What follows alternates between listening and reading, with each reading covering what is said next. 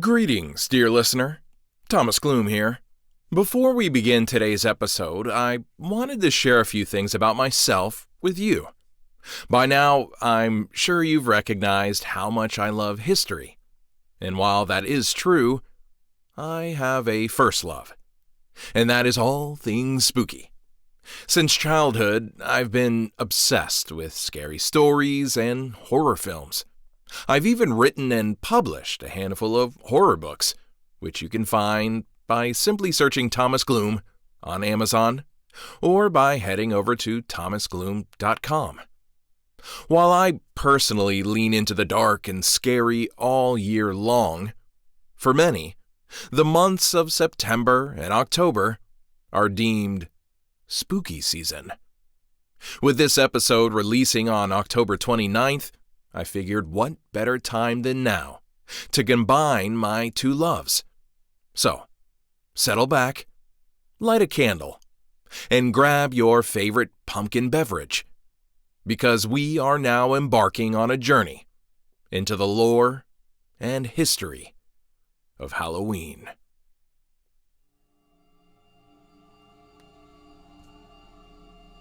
Ireland, over 2,000 years ago.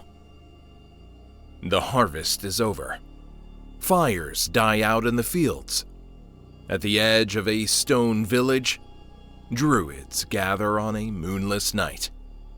They light a new fire from a sacred flame as farmers extinguish every hearth in their homes, waiting for its return. They believe that on this night, the festival of Samhain, the veil between the living and the dead grows thin. Spirits wander freely, crops wither, animals vanish, and ancestors whisper in the wind. To ward off the hungry dead, villagers carve hideous faces into turnips, wear masks, and leave offerings by their doors. They are not celebrating death. They are bargaining with it. The fire crackles, the smoke rises, and the ancient world gives birth to something we still feel every October. The origins of Halloween, from Samhain to All Hallows Eve. Every October, we celebrate Halloween as a night of costumes, candy, and make-believe. But long before glowing pumpkins lit suburban doorsteps, before masked children shouted, "Trick or treat," this night belonged to something much older and far darker. Its roots reach back over 2,000 years to the misty hills of ancient Ireland, where the people who first marked this date didn't call it Halloween. They called it Samhain.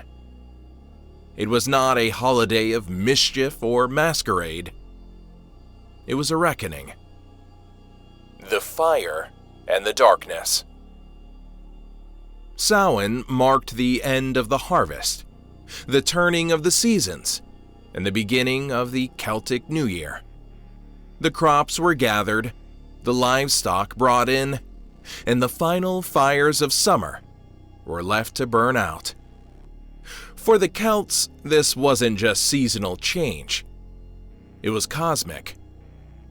The boundary between life and death was believed to weaken on this night as the sun's power waned and the darkness lengthened.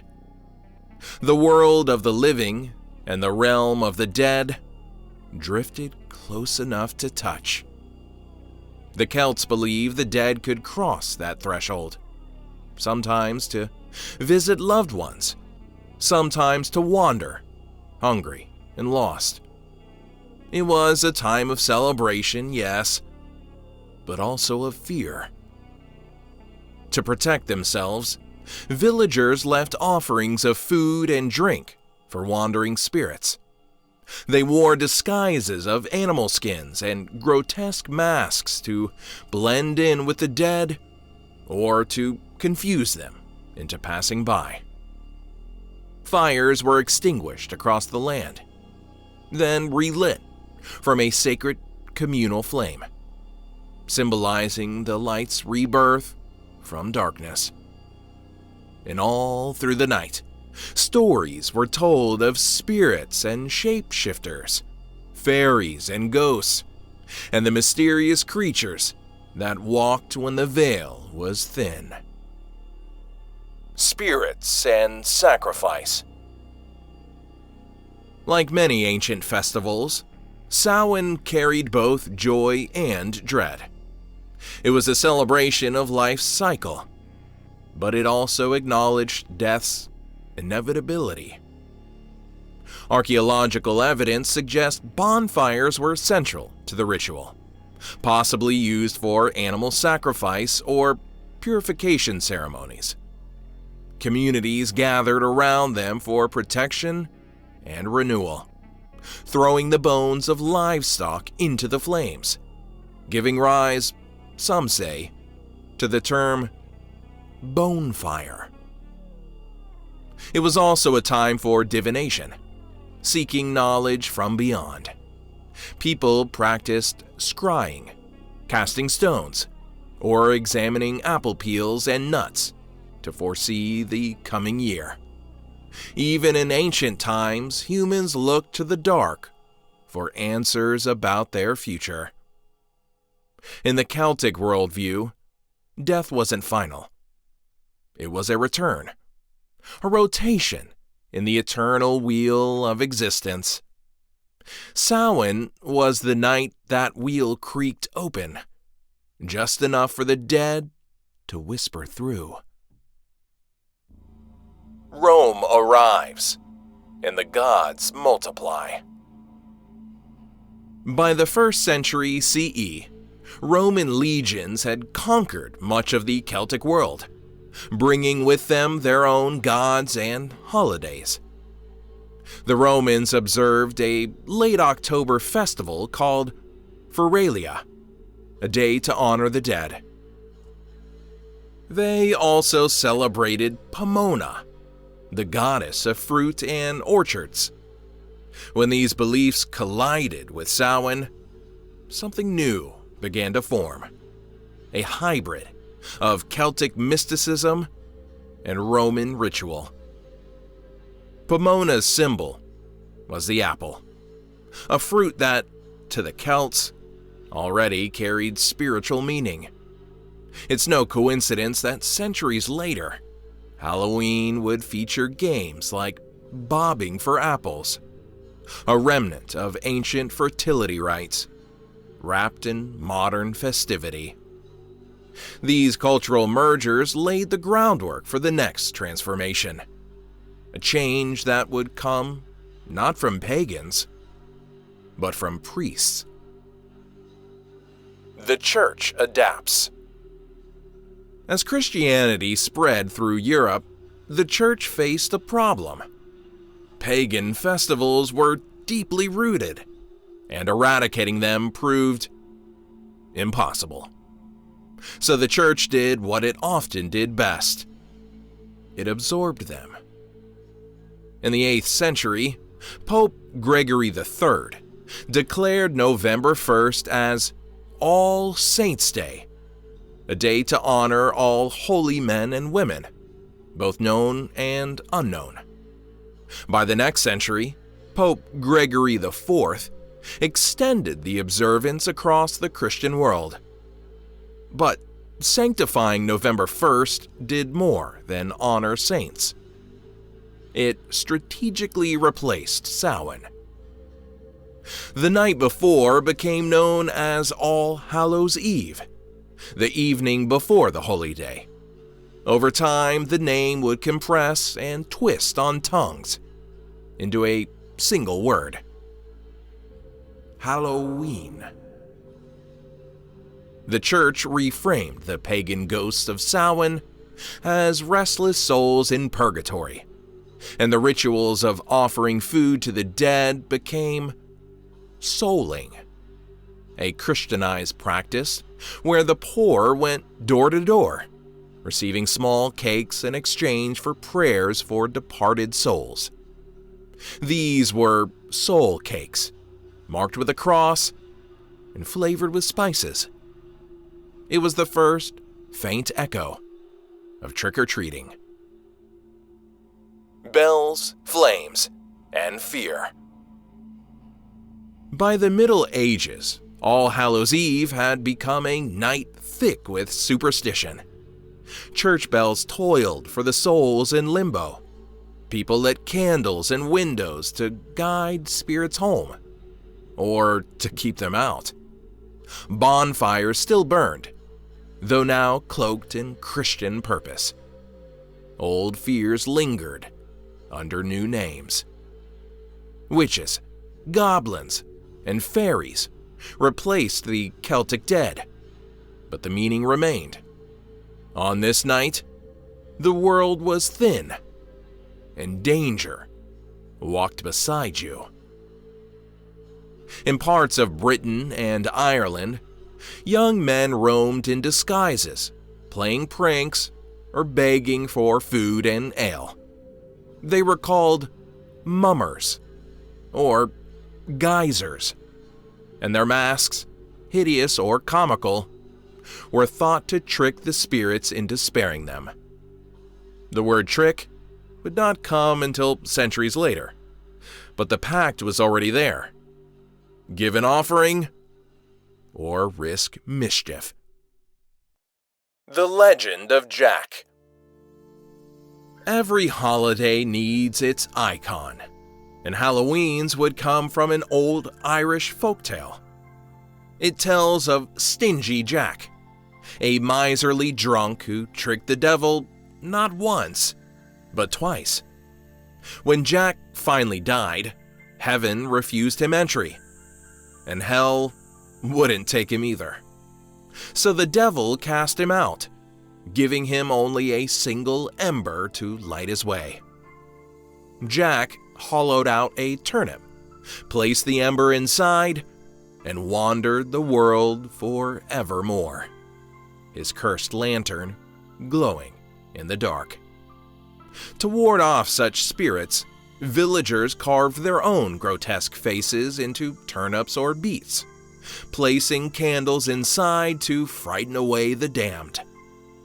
These jack-o'-lanterns would later cross the Atlantic with Irish immigrants, where the humble turnip met its superior replacement, the pumpkin.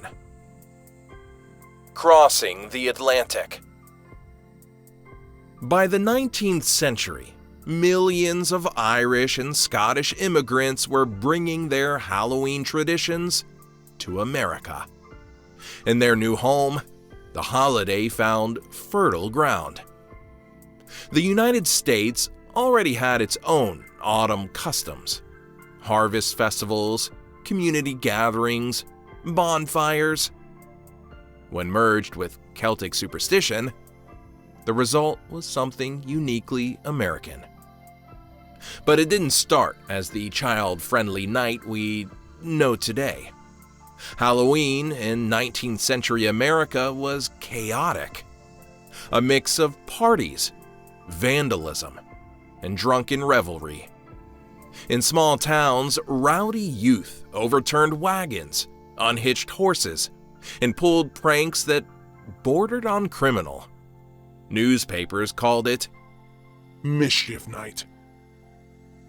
By the early 20th century, communities began domesticating the holiday, reigning in the chaos with parades, games, and treats to occupy the kids. It was an act of social control disguised as celebration. And wouldn't you know, it worked. By the 1930s, Halloween was transforming again. Less a pagan echo, more a community ritual. Children wore paper masks and costumes. Candy replaced mischief. Trick or treat appeared in print for the very first time. The ancient pact had returned.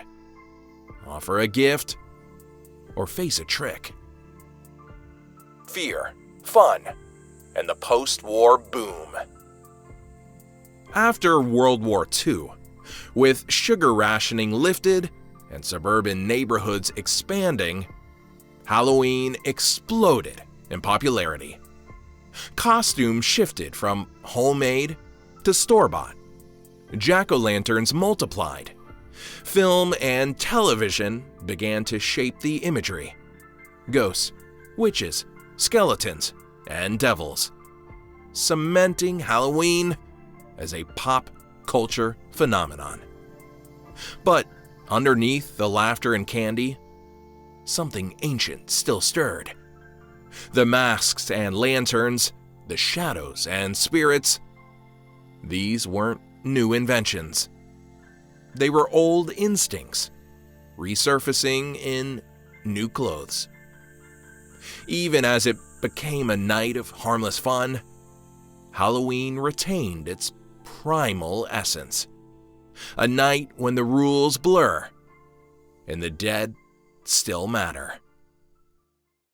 The psychological pull. Why does Halloween endure? Anthropologists and historians agree. It satisfies something deep and universal. It gives us permission to play with what terrifies us, to wear death's face and laugh, to invite fear on our terms. Halloween is the one night of the year when the veil between light and dark, between civility and chaos, loosens just enough for us to look at what lies beyond. And in doing so, we feel a strange kind of relief. Because on Halloween, the things we fear most are not denied. They're embraced, tamed, and even celebrated. The continuity of the dead. Though centuries and continents separate Samhain from our modern Halloween, the lineage is unbroken. The costumes, the lanterns, the sweets, all are echoes of a world that once saw death not as an ending, but as part of a cycle. From druid fires to suburban porches, from soul cakes to candy bars, from carved turnips to pumpkins, the rituals change shape, but not spirit. We still light the dark. We still disguise ourselves against the unknown. And we still whisper to the dead. Reflection. The story of Halloween is not about ghouls or goblins. It's about humanity's oldest fear and our refusal to bow to it. It's about how ancient Celts lit bonfires to keep spirits away, how Christians rang bells for souls in purgatory, how Victorian children begged for cakes, and how, centuries later, kids in Spider-Man costumes stand under porch lights, shouting for candy. The traditions have changed. The purpose has not. We mark this night not to celebrate death, but to acknowledge it, to tame it, to remind ourselves that the darkness comes for all of us. But on this one night, at least, we can dance with it. So when you light your pumpkin, when you open your door to a parade of ghosts and witches, remember, you're taking part in a ritual older than history itself. The Celts called it Samhain. The church called it All Hallows Eve. We call it Halloween. But beneath every name, it's the same thing. The moment the veil thins and the dead come home.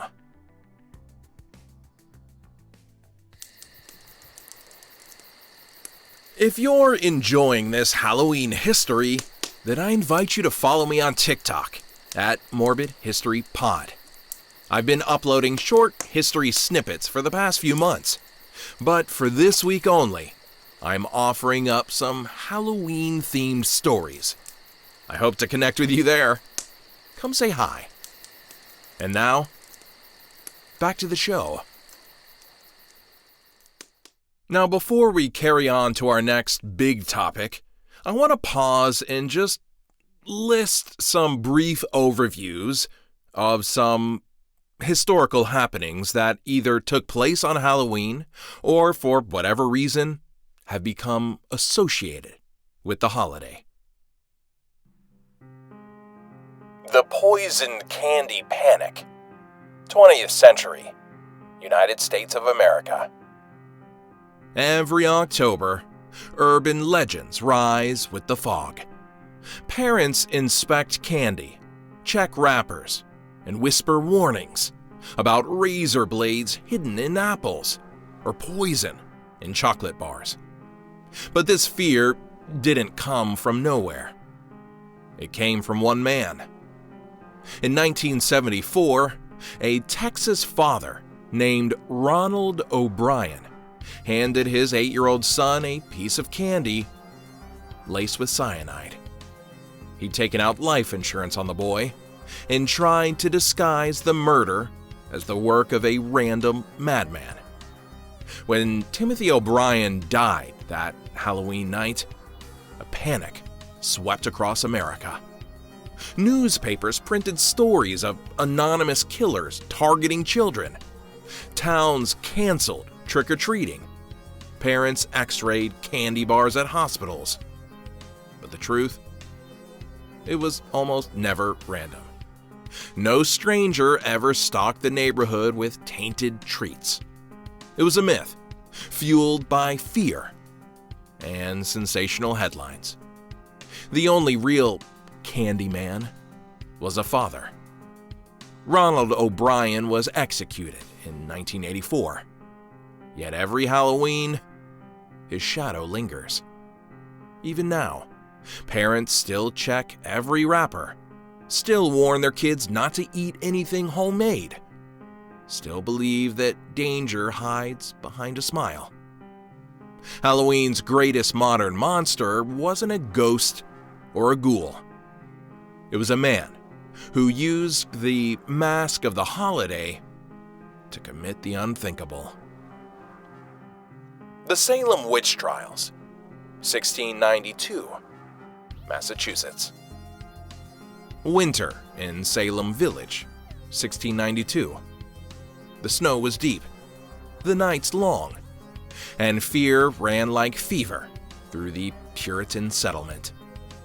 It began with 2 girls, Betty Paris and Abigail Williams, who claimed to be tormented by invisible spirits. Their spasms, shrieks, and strange fits terrified their community. Soon, other girls followed, and accusations spread like wildfire. Neighbors turned on neighbors. Wives accused husbands. Friends betrayed each other to save themselves. The courts relied on spectral evidence. Visions, dreams, and unseen shapes said to be sent by witches. Over the next year, more than 200 people were accused of witchcraft. 19 were hanged, and one man, Giles Corey, was pressed to death under heavy stones for refusing to plead. His final words, as legend tells it, were, "More weight." When the hysteria finally ended, the colony tried to forget, but the stain never faded. The Salem witch trials were born from isolation, fear, and the need to explain what couldn't be understood. And every generation since, they've been retold as a warning of mass panic, religious extremism, and what happens when people mistake fear for faith. Today, tourists visit Salem, especially around the Halloween season, for its charm, its shops, its ghosts. But beneath the cobblestones, the soil remembers. The Dance of the Dead, late medieval Europe. It began as art and ended as a prophecy. In the 14th century, Europe reeled under the Black Death, which killed 1/3 of its people. Death was everywhere, on doorsteps, in the air, in the empty eyes of the dying. And then, on the walls of the church, something new appeared. Paintings of skeletons leading the living in a grim parade. Kings and peasants, popes and beggars, each clasping bony hands, dancing their way to the grave. It was called the Danse Macabre, the Dance of Death. It reminded the living that death spares no one, no matter their station. The plague had erased the illusion of hierarchy. Now, even art mocked the mighty. These images spread throughout Europe, on murals and plays, even as music. Some towns reenacted the dance in annual processions, draped in black robes, skull masks, and rattling bones. It wasn't horror, it was honesty. The Danse Macabre told a truth too raw for words, that life is fragile, fleeting, and shared equally between the throne and the gutter. And now, centuries later, when skeletons decorate our porches each October, they echo those medieval walls, grim reminders that death still dances among us. The origins of trick-or-treating. Knocking on doors for sweets might seem like harmless fun, but the practice has ancient roots, some holy, some haunting. In medieval Britain, poor villagers went door to door on All Souls' Day, begging for small pastries called soul cakes. In return, they promised to pray for the family's departed loved ones. It was charity for the living and intercession for the dead.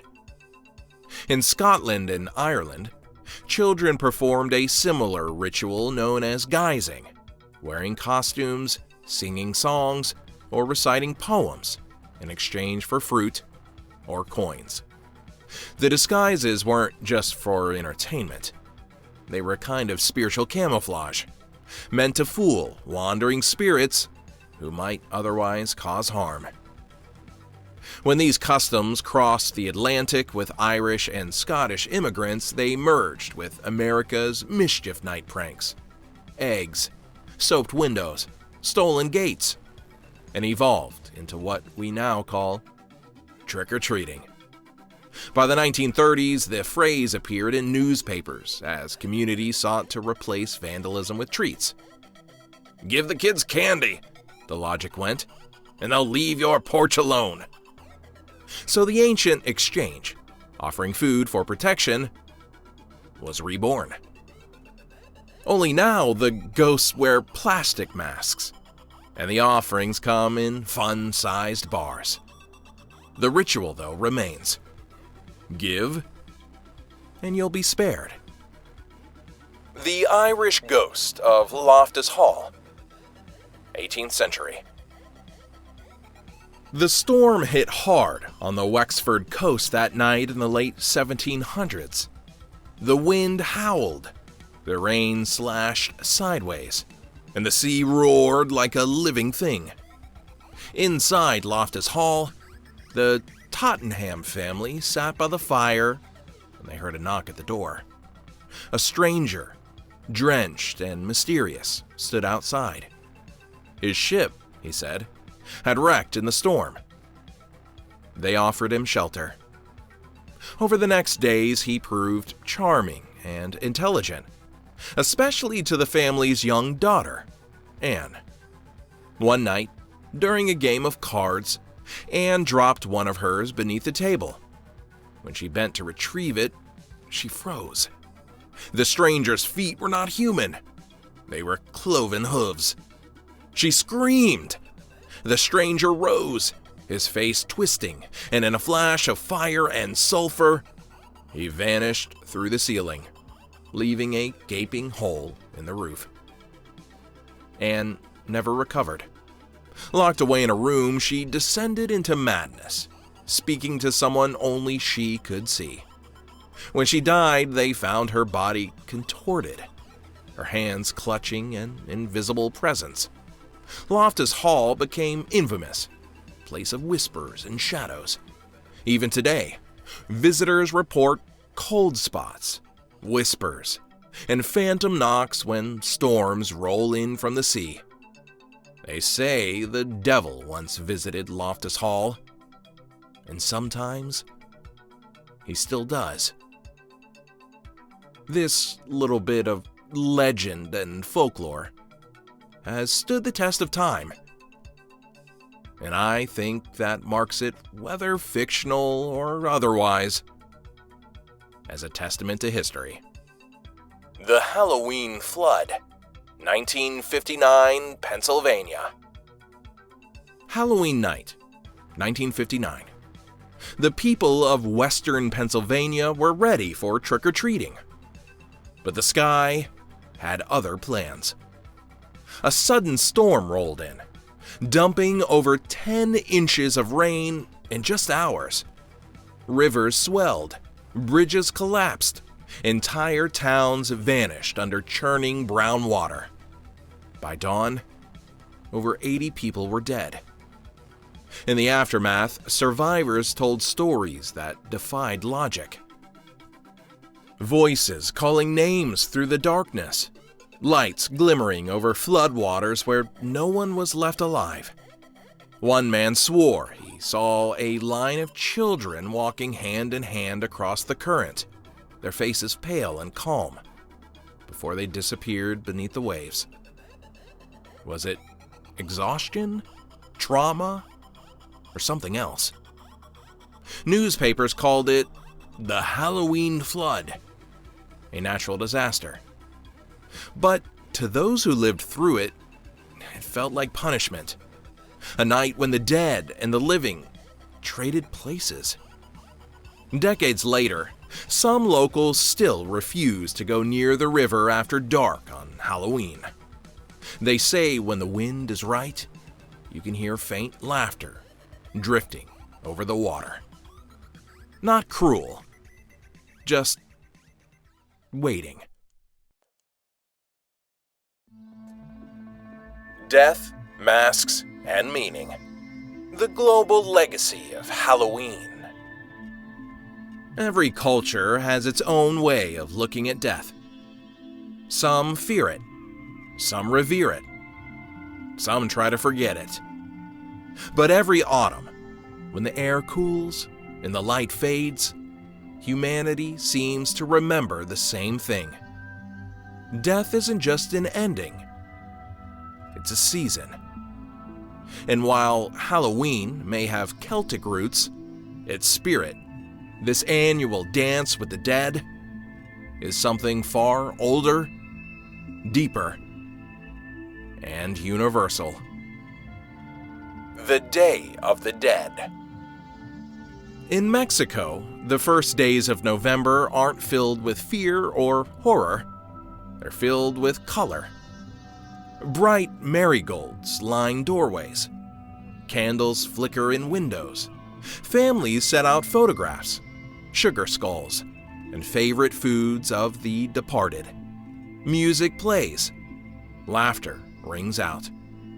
This is Dia de los Muertos, the Day of the Dead. Its origins stretch back thousands of years, long before Spanish conquistadors or Christian missionaries arrived. Among the ancient Mexica, or Aztecs, death was not an interruption but a continuation. Life and death fed each other. The gods who created humanity did so through sacrifice, and mortals repaid that debt through remembrance. When Catholicism came, these beliefs merged with All Saints and All Souls Day, just as Samhain had merged in Ireland centuries earlier. The result was a uniquely Mexican fusion, sacred and celebratory, Christian and indigenous. Families build ofrendas, altars adorned with offerings for their loved ones, candles to light their way, food to feed their journey, water to quench their thirst, and marigolds, the flower of the dead, whose scent is said to guide spirits home. For 2 days, the veil between worlds lifts. The dead are not feared, they are welcomed. In Mexico, author Octavio Paz once wrote, "The dead are not hidden away. They live among us, and each year we invite them home." The festival is a paradox. Vibrant, yet mournful. Joyful, yet sacred. It doesn't seek to forget the dead. It insists on remembering them. Where Halloween hides behind masks, Dia de los Muertos wears the skull openly and paints it in gold. The Lanterns of Japan. Half a world away, Japan honors its dead with light as well. But here, the season comes not in autumn, but in the heat of summer. Obon, or simply Bon, is one of Japan's most sacred and emotional festivals. It is a time when ancestral spirits are believed to return to the household altars of their descendants. For centuries, families had marked the occasion by cleaning graves, offering food, and performing the Bon Odori, a traditional dance meant to welcome the souls of the dead. Temples ring their bells. Lanterns glow softly on porches and along riverbanks. The culmination comes at night, when paper lanterns, called Toro Nagashi, are set afloat on rivers, lakes, or the sea. Each one represents a departing soul, its small flame drifting out into the dark, carrying memory and love. It's a vision of beauty and melancholy, thousands of tiny lights floating away, like the stars themselves have come down to rest on the water. Obon's roots blend Buddhist belief with older Shinto practices that revere ancestral spirits. Like Samhain and Dia de los Muertos, it is not a night of fear, but connection. A ritual acknowledgement that those who came before us never truly leave. In Japan, there's even a saying, "The departed never vanish. They simply change address." And so, each summer, millions of lanterns light the way between the two worlds, just as bonfires once did in the fields of Ireland. All Saints and All Souls. In Europe, the Church's adaptation of Samhain into All Hallows didn't just create Halloween. It created a sacred season dedicated entirely to the dead. All Saints' Day, November 1st, honored the holy and the heroic. All Souls' Day, November 2nd, remembered everyone else. Across medieval Europe, graveyards come alive with ritual. Candles burned through the night to guide the souls in purgatory. Bells tolled to comfort the wandering spirits. Families left out bread, milk, or coins for the poor who would, in turn, pray for their dead. In England, it was said that every bell that rang freed one soul from suffering. In parts of France, people left wine and bread at their tables before bed, in case the dead visited in the night. In Italy and Spain, children carried baskets from door to door collecting offerings for prayers. The living did not separate themselves from the dead. They lived side by side for those few days, united by memory, obligation, and hope. Even as the centuries passed and faith changed, the tradition endured. In small villages across Europe, you can still see flickering candles stretching across hillsides on All Souls Night, tiny stars dotting the earth instead of the sky. Halloween may have become playful, but All Souls remains reverent. They are two sides of the same coin: fear and love, laughter and loss. The Festival of Hungry Ghosts. In China, another ancient festival shares the same pulse as Halloween. During the 7th lunar month, the gates of the underworld are said to open, releasing restless spirits to wander the earth. This is known as the Ghost Festival, or the Festival of Hungry Ghosts.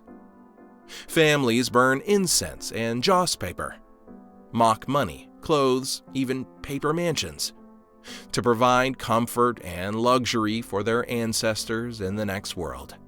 Feasts are laid out with empty chairs for unseen guests. But not all ghosts are friendly. Some are angry, forgotten, or vengeful. To appease them, people leave offerings in the street: bowls of rice, cups of tea, or roasted meats. Neglecting them is considered dangerous. A hungry ghost can bring misfortune or illness. Fire, food, and remembrance, 3 constants found in nearly every tradition of the dead. Messages to Heaven. Every year in Guatemala, 2 small towns celebrate All Saints' Day by launching giant kites, some stretching more than 40 feet across. Made of bamboo, tissue paper, and colored silk, these kites are flown over cemeteries, their ribbons snapping in the wind. The belief is that the vibrations scare away evil spirits, while the bright colors and messages written on them reach the ancestors above. When the wind carries a kite too far and it crashes, it is not a failure. It's a delivery. The spectacle is breathtaking.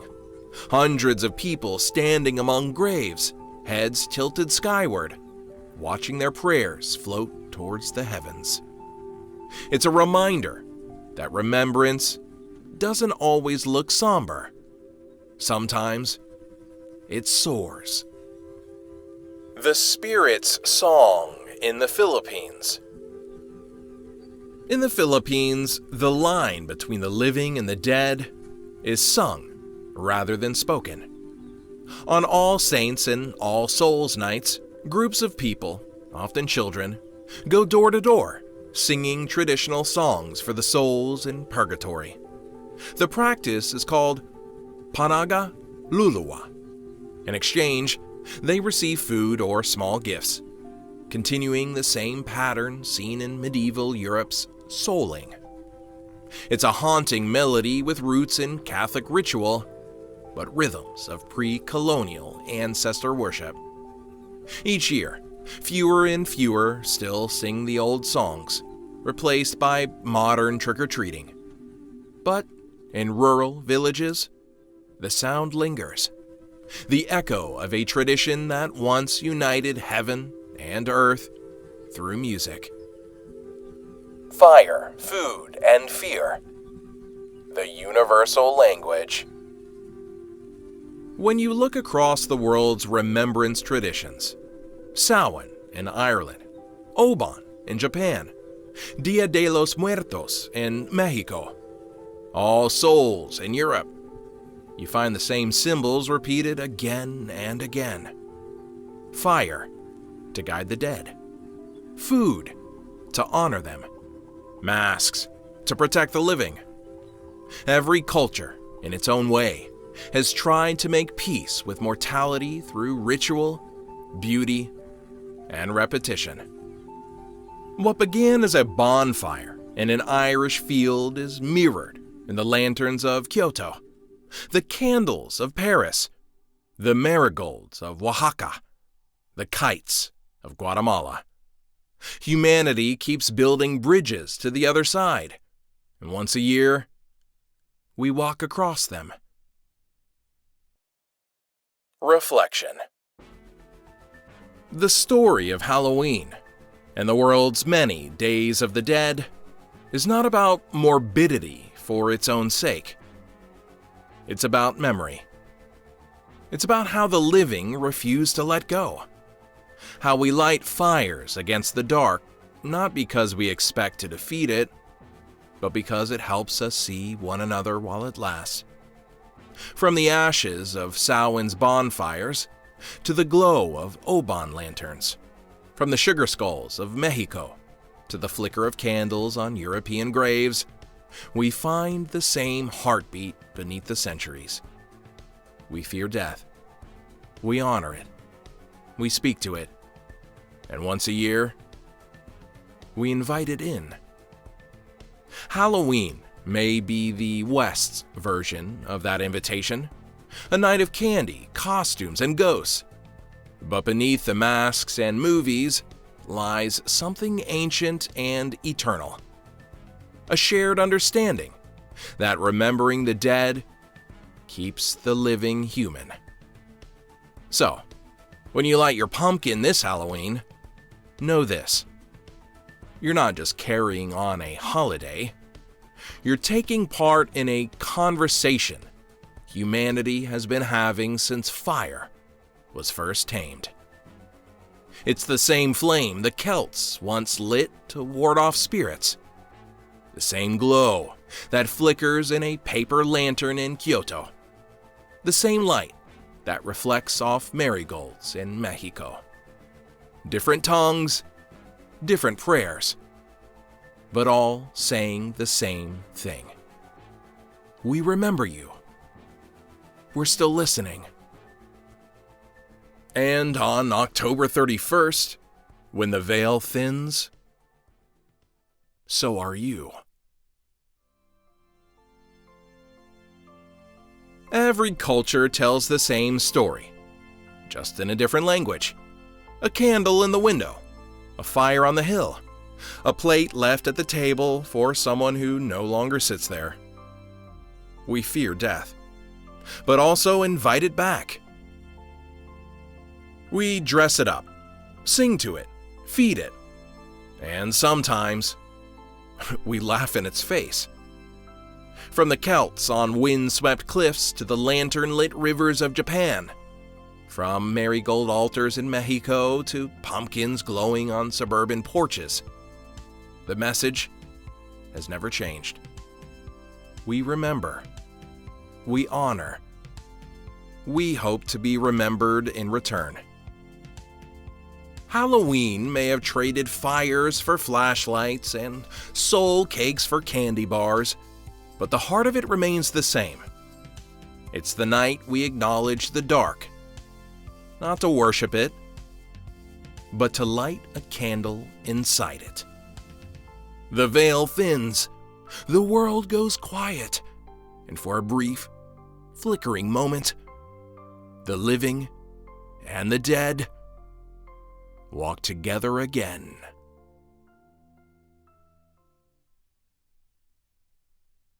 This has been another episode of Morbid History. I'm your host, Thomas Gloom. If this journey through the origins and echoes of Halloween stirred something in you, leave a review and follow me on Instagram and TikTok for more tales from the shadows of our past at Morbid History Pod.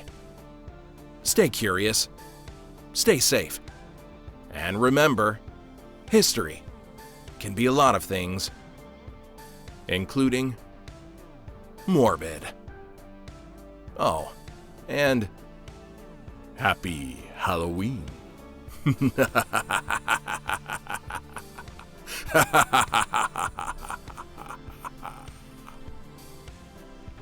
All right.